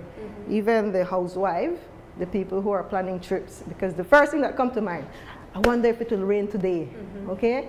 And unconsciously, they will look somewhere for the weather, okay? And so that's what is important. Even the domestic housewife, they want to know if it's going to rain, to hang their clothes on the line, okay? So yes, we are important. My responsibility is to support the Chief Meteorologist as the Deputy Chief Meteorologist to help with the administration of the department. I am also the head of the Weather Analysis and Forecasting section that deals with the forecasters and with the weather observers. I was inspired by the fact that meteorology is a very intriguing science. There are a lot of unknowns, and just the mere fact that to be able to tell what the weather conditions would be like to inform the public of upcoming weather events, to me is really, really important. So I find that to be an essential part of my career. First and foremost, we have the observers, what we refer to as the weather observers. Their main task is to observe the current weather conditions outside, the type of clouds, the amount of rainfall that occurred when it rains, right? So they're the main persons. And then we have the weather forecasters, who are actually tasked with using that information to provide the forecast that I mentioned about before. Then we have the agroclimate section. They deal with collecting the data and primarily service the agriculture sector among other sectors that we have. And then we have our IT and our instrument technician section. They are very important as well because they help to maintain the instruments and to do the installation for automatic weather station networks. As a weather observer, my responsibilities entail collecting present weather conditions. For instance, I need to take readings from 2 thermometers. Here you have the dry thermometer and you have the wet bulb thermometer. And with these 2 temperature readings that we gather, I would go upstairs and enter it into a calculator. This calculator calculates the dew point as well as the RH for that specific time. So after I finish taking this reading, I would normally look up into the sky and I would more or less give an guesstimation as to how much cloud cover. We refer to it as octas. So right now we have roughly 3+ octas or 4 octas of clouds, and then I'd have to identify the type of clouds.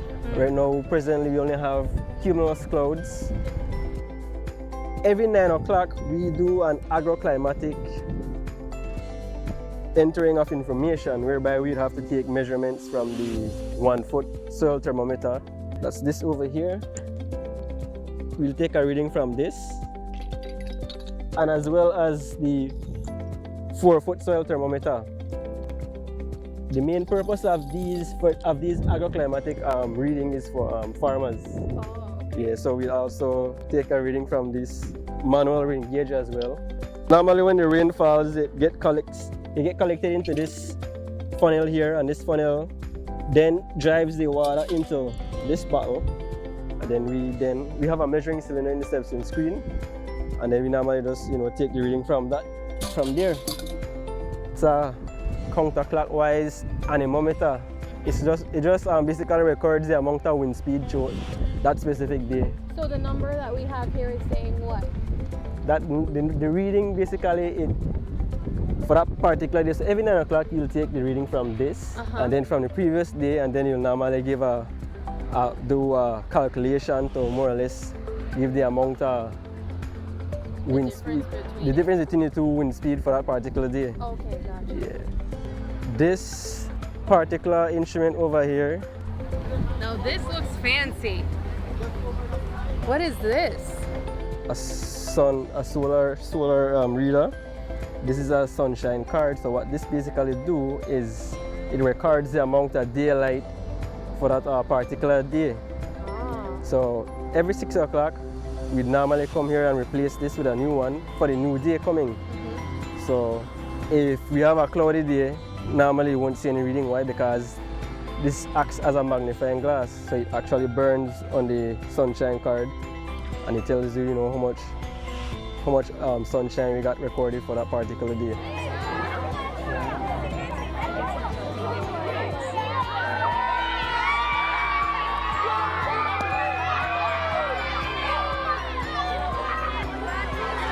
What just took place there? Basically, that's the release of the weather balloon. The instrument, we have an instrument attached to the end of that called the radar sun, and the purpose of the radar sun is similar to what my role is as an observer, to collect weather conditions.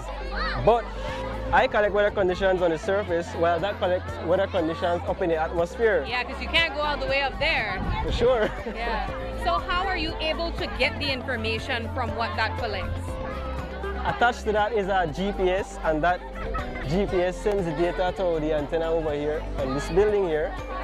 So while it sends the information via that particular signal, we have it set up on our computer system upstairs that continuously runs for that entire period of the flight. Normally a flight lasts for an hour to 15 minutes, or hour and 15 minutes. Right.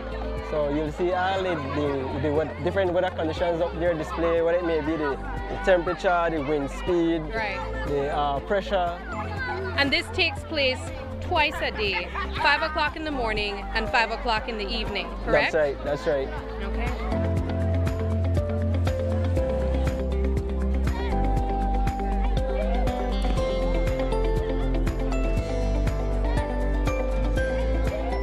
Well, the World Meteorological Day is actually Saturday, March 23rd, but we have decided to celebrate it a little bit earlier for the mere fact of having the involvement of the schools, right?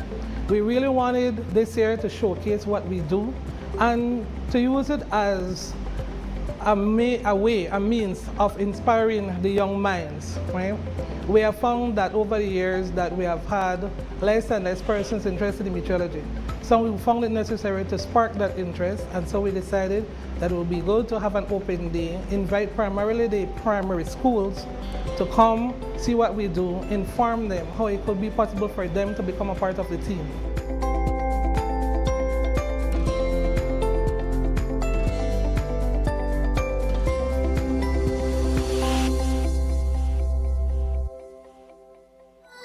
Haven't updated your information recently? Well, kick off the new year as a winner. RF&G Insurance is giving you a free chance to win every month. Entering is easy. Just chat with us on WhatsApp and update your information. That's it. You'll be automatically entered into our monthly raffle for a chance to win awesome prizes. Don't wait. Message us on WhatsApp and update your info today. RF&G Insurance. It pays to get it right.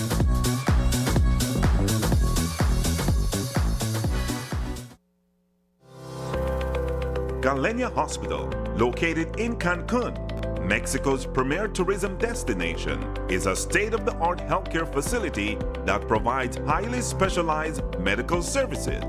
We are Quintana Roo's biggest private hospital with board-certified doctors and staff. Some of our services include Cath Lab, Adult Intensive Care Unit, Neonatal Intensive Care Unit, emergency rooms, operating theaters, ambulance services, and more.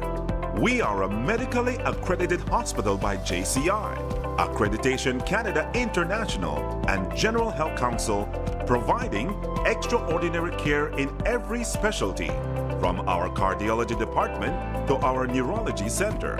We are focused on treating the entire person, body, mind, and spirit. Contact us at medicaltourism@hospitalgalenia.com or visit our website at www.hospitalgalenia.com. Come to Galenia Hospital in Cancun for a truly personal medical care experience.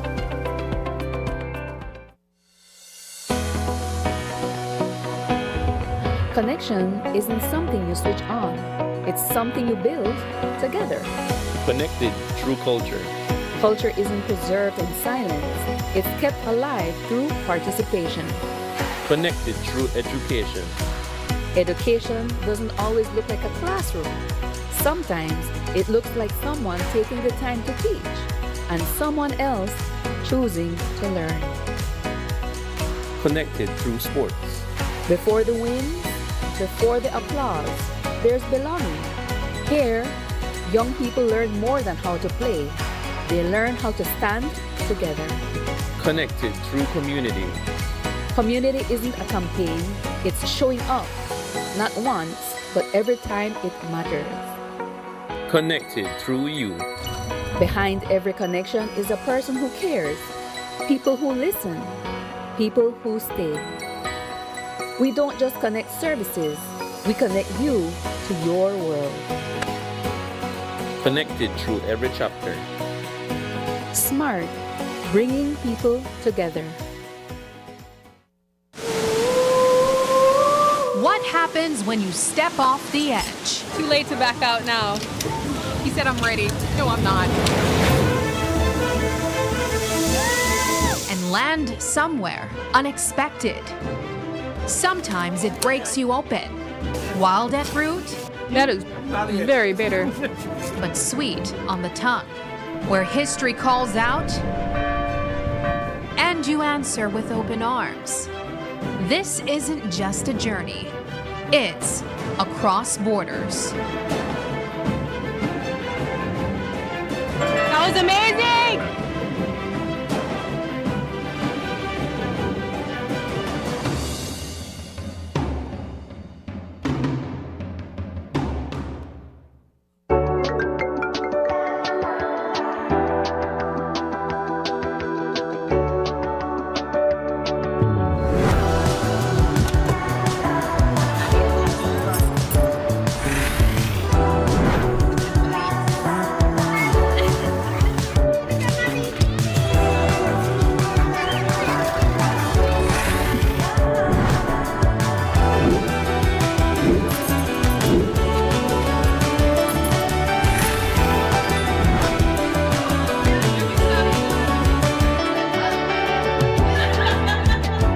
The future is calling. Belize Bank. Your future, our commitment.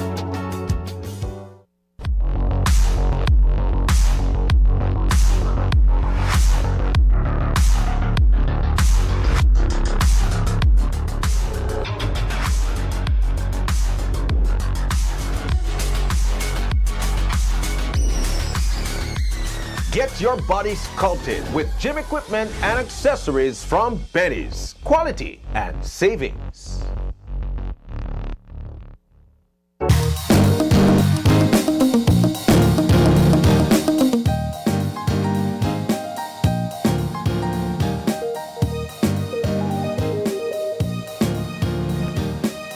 Welcome back to Open Your Eyes. As we wrap up our Monday morning, we have a very special conversation. It's all about the men's BNTU pageant. Do we call it a pageant?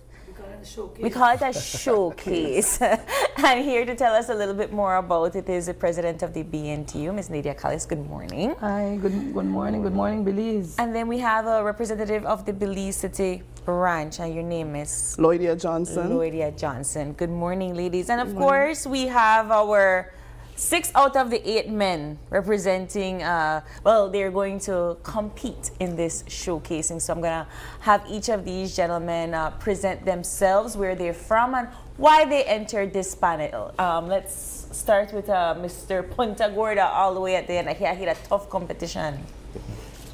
Good morning. I am Macloviak and I am from Punta Gorda town. I'm representing the PG branch. So the reason why I joined the competition is because I want to use my voice, and I'm advocating for our teachers' mental health. And we have a lot of teachers who are struggling in silence, and I want to remind them that they are indeed important, and that they have a voice, they have rights, and that they should take one day at a time, and that, you know, work will always be there. But our life on this earth is temporary, so we have to make use of every time we're living here, and we have to value ourselves. All right, next. Hi, good morning. My name is Elias Sosa, and I am representing San Ignacio branch. The reason I joined this pageant, well, there are various reasons, and the order in which I name my reasons are not necessarily they don't come as like important, or none of them are important as all of them, but all of them is equally important. First of all, my students. As a teacher, I feel like this experience is really out of my comfort zone. So what better opportunity to enhance my neuroplasticity. When you put yourself out of your comfort zone, you enhance your brain. And as a teacher, you have to always keep your brain sharp. So this experience here will not just help me keep my brain sharp, but as well, for example, oh my God, it will also competition not easy, pageantry not easy, and these men are definitely showing us how hard it can be, and that's why I really appreciate this showcase. I'm sorry I cut you off there, Mr. San Ignacio. I know you're nervous, so I'll give you time to get back to your thoughts. The next gentleman beside you, Mr. Orange Walk. Orange Walk. Good morning. My name is Daniel Flores, representing Orange Walk branch. The reason I entered was because, well, it's something that, well, it's the first of its kind, and we are looking at males into the profession. I believe that we would want to help or want to guide other male teachers or male guys to come into the profession, into the teaching job. And you know, it's still fun, even for the ladies, you know, when they have fun and all of these things. We want to have fun also. So we can use our voices, ourselves to help others, especially the guys, to come into the profession, come into our field. That it's also fun. We're having fun, right? So we can do that. All right. Thank you, Mr. Orange Walk. Next. Yes. Next. My name is Jose Suarez. I'm representing the Belize branch. And I believe this pageant is more than just a crown. It is about leadership, representation, and inspiration. And I wish to lead and represent teachers, especially male teachers. And I wish to inspire young men and women that wants to come into the profession and help to guide the future of Belize. I'm standing up for health and wellness, especially focusing on the holistic development of every student and teacher. Because when we invest in wellness, we invest in the future of Belize. Awesome. All right, Mr. Stan Creek, you're up. Good morning, Belize. My name is Trizine Mejia. I have entered this competition or this showcase whatsoever. I believe that how I'm an expressive arts teacher, and venturing into this part is something that I'm quite comfortable with. I'm advocating for community engagement. I believe that community engagement is the heartbeat of a thriving society. You know, having the parents, the community, the school being involved and uplifting Belize, and knowing that we're focusing on keeping the kids occupied when it comes to doing positive things, not leading them astray. I believe that how this platform and this competition will showcase that and what I'm going to bring to this competition. So I want you all to come out this Saturday and watch the 8 dynamic males put on a show and see who will be the first ever Mr. BNTU. All right. And last but certainly not least, Mr. Bill Mapan here on the couch. Definitely saving the last for the best. My name is Michael Kemp and I'm representing the most dynamic branch of the BNTU, the Belmopan branch. But I'm also representing Wolag High School, my students, all the students I've taught before. Coincidentally, I taught Mr. Belize branch as well. So very happy to be in competition with him. But my platform is about keeping the arts alive in schools, especially through music. I have experienced it as a music teacher where I've seen my students develop their talents that in other classes maybe it would have been overlooked at. And so as the upcoming Mr. BNTU, that will be what I will work on after Saturday. I like when how I you win. don't name yourself the winner. But Miss Loida, I know, right? He and Mr. Belize and Stan Creek, they all could kind of vibe, right? And I know this is just the 6 out of the 8 that are competing, but Miss Loida, talk to us about why this showcase and why do you think it was necessary? Why not? After having a conversation with our national president last year, because last year we had Miss BNTU. Yes. She said, you know what, you ladies from the gender committee, I know you can take on a Mr. BNTU. I was like, no praise. It's difficult enough trying to find ladies, but to be honest, it was easier getting these gentlemen. I think it's very, I think it's fun, right? Because for the ladies, I don't know, I know they take it seriously. I'm not saying you're not taking it seriously, but I would imagine you'd have to come up with more creative ways to judge. These guys are natural talents. Believe me, we are just facilitating, we are just moving along with them. They come up with their own introduction, everything. If I may repeat myself? Yeah, sure, go right ahead. I took upon this challenge because this is really, like I mentioned earlier, this is really out of my comfort zone, and this is an opportunity, first time opportunity that BNTU is offering. And in every experience, there is something that you can learn. And what kind of teacher would I be if I don't take this opportunity and try to learn something new? That's what I'm trying to teach as a teacher, you know? Get out of your comfort zone. And the next reason why I really take this opportunity is because I believe in my union. Whenever the union calls, I will answer. Because I believe in this, in the service, in the work that the union is doing. And also, I know I lie, the next reason is because of my family. The prices are land, you know. I was going to get into that. I maybe President, you could help me. No shame in the game, right? No shame in the game. You have to win a prize. But let's talk about the where the proceedings do go, because I imagine we have to pay a fee to enter and to watch the showcase, but the prizes as well that these gentlemen would win. First of all, whatever profit we make from the venture goes directly into the gender committee, because we have work to do to uplift our women and uplift our men. And they know I'm very serious about the balance. While I believe in I would say the whole aspect of women as the main focus, I don't support working only with women. Because I see the whole marginalization of men, because we started focusing on women only. And yes, I can go and discuss all other thing about men having this platform, men having superiority over us and all that, and how society viewed them in the past. But today, we see what the impact of that. But I feel so like there have to be a balance. In the preach, sister, preach. Put your hand up. I feel like in the teaching profession though, there is a more women than men, Yes. right? And I feel like this particular pageant would kind of showcase that we do need more men in the classroom. We do. We Yeah. do. Our men, our male students, they need role models. As females, we try, but we cannot give them that kind of example that they're looking for, that kind of nurturing that they're looking for. It's different. So my role as a female, I can maybe replace certain aspect of the mother, but I cannot replace that for the father. Yeah. And I would take time out and who's your father? And when I learned the challenge, I would go and look for the father. Sometimes the father is not with the mother, but I'd have that conversation with the father. They need to be a part of the child's life.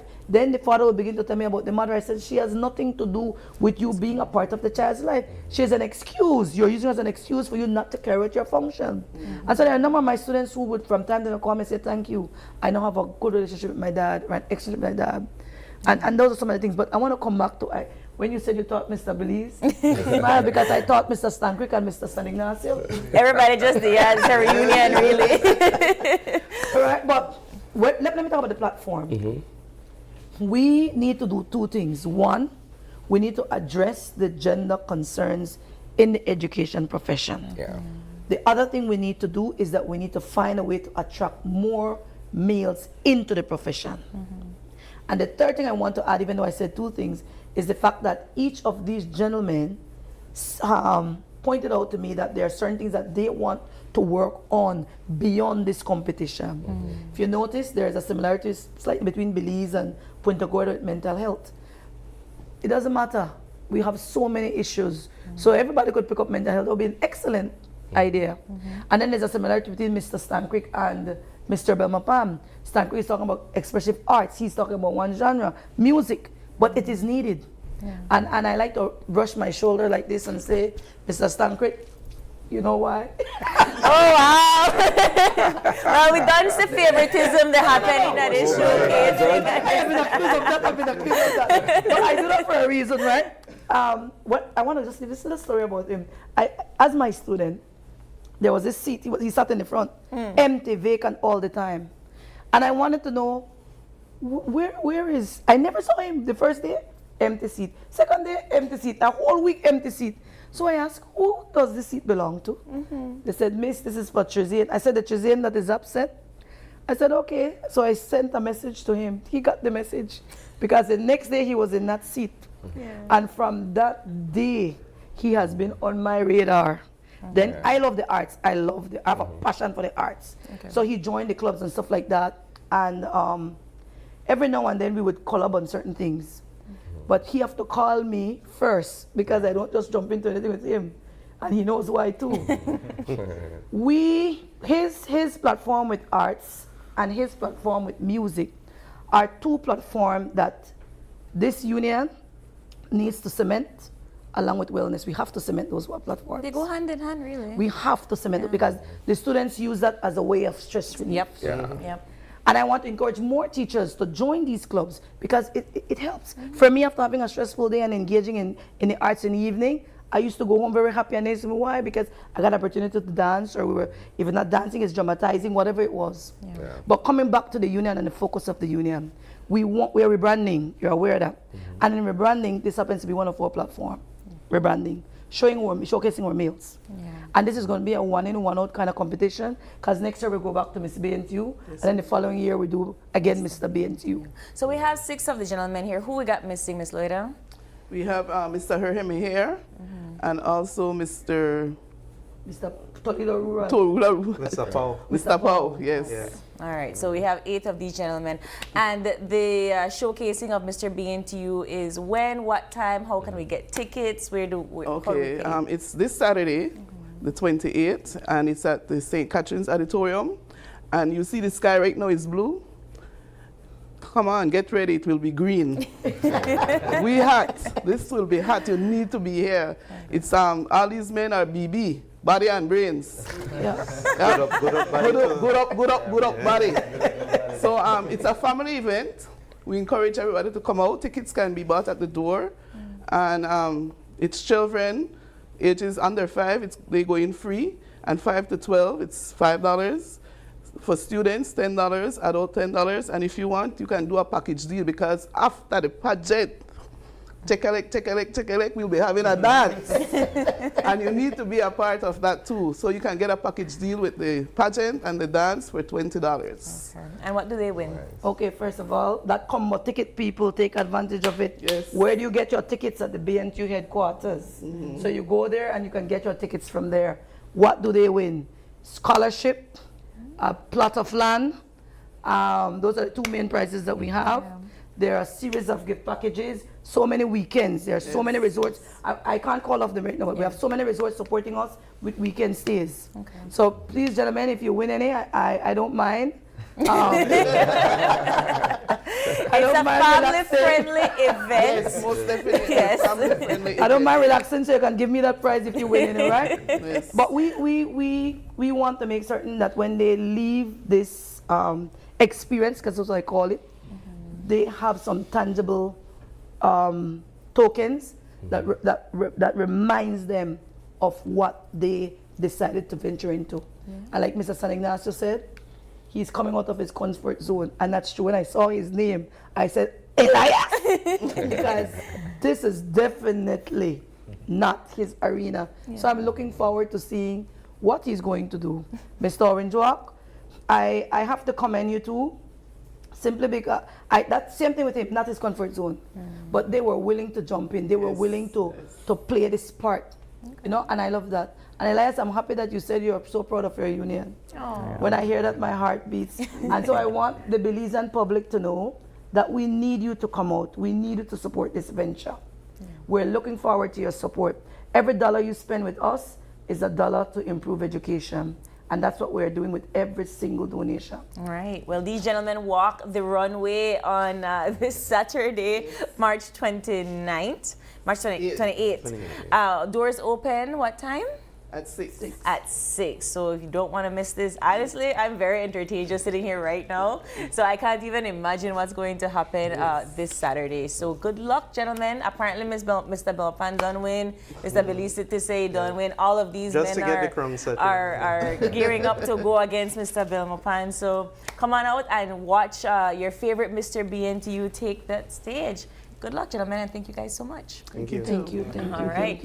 We are wrapping up our Monday morning, and we just want to say thank you to all of our guests that came on the couch and had that conversation with us. And of course, thank you to our viewers, because without you, this would not be possible. It is March 23rd. If it is your birthday today, happy birthday to you. And if you have a birthday shout out or just a question or a comment, drop us a line here. That's oie@greaterbelize.com. You can also catch our live on Facebook at Open Your Eyes BC, our highlights on Instagram at OYE Belize, and you can also call our OYE number at 675-2555. But please do us the favor and join us again tomorrow on Tuesday when you open your eyes. To start your morning right. Till then, keep your eyes, your minds, And your hearts open. Have a great day, Belize. Good morning and see you soon. Bye.